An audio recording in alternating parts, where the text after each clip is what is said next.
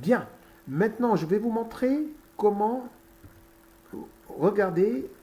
Donc, on va suivre ce point bleu. Regardez le mouvement du point bleu. Donc, il fait juste le mouvement. C'est un mouvement rectiligne sinusoïdal. Donc, regardez bien. C'est ça. Donc, vous avez tout point fait un mouvement rectiligne sinusoïdal. Et cette expérience nous prouve qu'il n'y a pas de déplacement des points, mais il y a seulement un mouvement rectiligne sinusoïdal sur place. Donc il n'y a pas de transfert de matière, il y a seulement un transfert d'énergie. Voilà. Alors je vais arrêter, on va reprendre le cours. Voilà, je relis de nouveau la question. Donc, lorsqu'on observe l'aspect de la corde ou la nappe d'eau, pourquoi les points de la corde qui paraissent en mouvement ascendant, en réalité, ils se déplacent vers le bas. Donc, je vais essayer de montrer ça par une méthode analytique. Alors, on a ym de t égale a sinus oméga t moins 2πx sur lambda plus phi de s. Ça, c'est le résultat qu'on a obtenu tout à l'heure, donc lorsqu'on a établi l'équation du mouvement du point M. On dérive cette équation par rapport à x, puis par rapport à t. Donc, je commence par dériver ym de t par rapport à t. Dans ce cas-là, la variable va être t et le x va être une constante. Donc est égal à A oméga.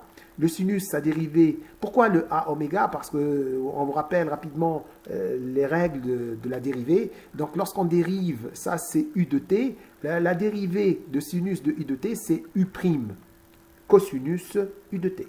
Donc le U', c'est-à-dire la dérivée de ce qu'il y a à l'intérieur. Donc puisque ça c'est une constante, donc tout ça va être annulé. On va avoir seulement le oméga qui va sortir en dehors du sinus. Et la place du sinus, on va avoir un cosinus. Donc dérivée de ym de t par rapport à dt va être égale à oméga cosinus oméga t moins 2πx sur lambda plus phi de s.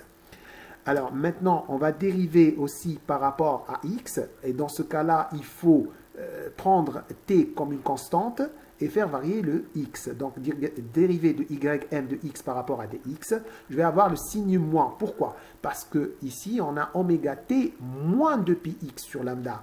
Et donc, ici, puisque ça, c'est ça la variable, donc on va avoir moins 2π sur lambda qui va sortir dehors du sinus.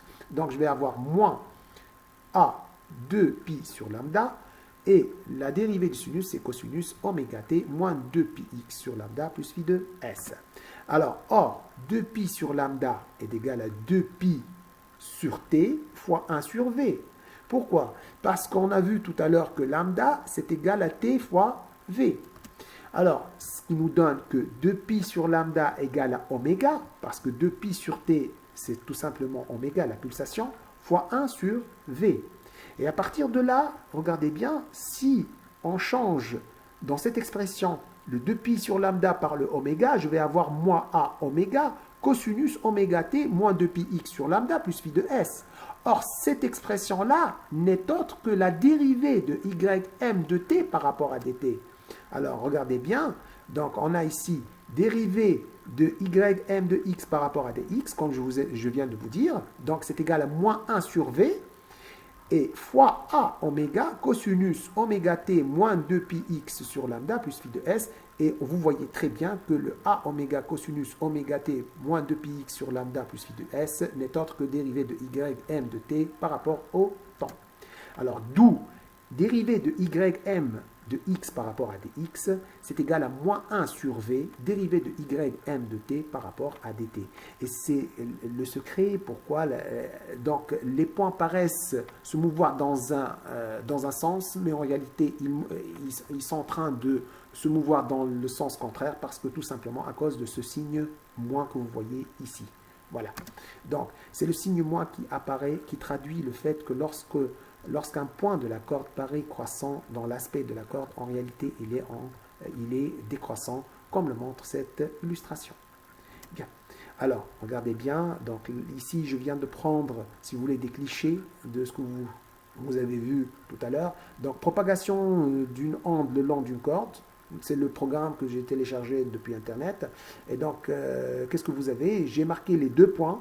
Donc, tout à l'heure, on a marqué les points bleus, celui-là Donc cette fois, si vous voulez, j'ai décalé la règle. Donc j'ai pris les deux points bleus qui sont sur une pente croissante. Vous voyez? Donc maintenant, qu'est-ce que vous voyez? Donc juste l'aspect de la corde à l'instant T2. Donc tout à l'heure, c'était à l'instant T1, ils étaient les deux donc, de ce côté.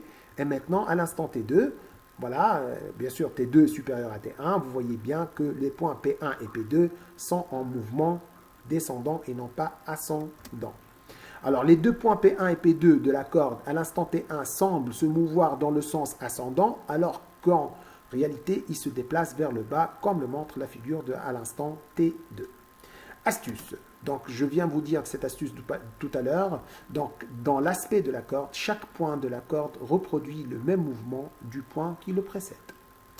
Alors, déphasage par rapport à la source. Donc, dans cette dernière partie, ce qui est la plus importante, donc il faut bien suivre, il faut bien comprendre. Et si vous voulez apprendre la méthode, j'ai même donné un exemple. Alors, on a ym de t égale à a sinus oméga t moins 2πx sur lambda plus phi de s. Alors, la dernière partie, que ce que vous voyez ici, moins 2πx sur lambda plus phi de s, n'est autre que le phi de m. Donc, on peut écrire que phi de m égale à moins 2πx sur lambda plus phi de s. Voilà. Et dans ce cas-là, je vais avoir phi de s égale phi de m plus 2πx sur lambda. Alors, le delta phi, donc, ici, c'est moi qui ai imposé que ça soit le delta phi égal à phi de s moins phi de m. Mais dans pas mal d'exercices, on peut trouver delta phi, c'est-à-dire que celui qui crée l'exercice peut imposer que delta phi soit phi de m moins phi de s. D'accord? Et dans ce cas-là, il va apparaître le signe moins. Mais pourquoi je refuse de travailler de cette façon? Tout simplement parce que si j'oublie le signe moins, vous allez avoir quelques problèmes après. Donc, pour éviter le problème du signe moins, donc j'ai choisi, c'est un choix pour mon cours, donc delta phi est égal à phi de s moins phi de m, égal à 2πx sur lambda. Alors, petit a, si les points m vibrent en phase avec la source. Donc, on va voir comment on peut déterminer tous les points, donc tous les abscisses des points qui vibrent en phase avec la source S. Alors, on a delta phi égale à phi de S moins phi de M, ce qu'on vient de voir tout de suite. Alors, égal à 2πx sur lambda. Alors, ça implique que 2πx sur lambda égale à 2kπ. Et c'est ça, c'est à ce niveau qu'il y a le petit problème. C'est-à-dire maintenant, si on prenait le delta phi égale à phi de M moins phi de S, donc ça va donner moins 2πx sur lambda. Et dans ce cas-là, moins 2πx sur lambda doit être égal à moins 2kπ. Bon, je sais très bien qu'il va y avoir une simplification du signe moins de part et d'autre, et on va revenir au même résultat, mais ça sera un peu plus compliqué dans les autres cas, petit b, petit c et petit d.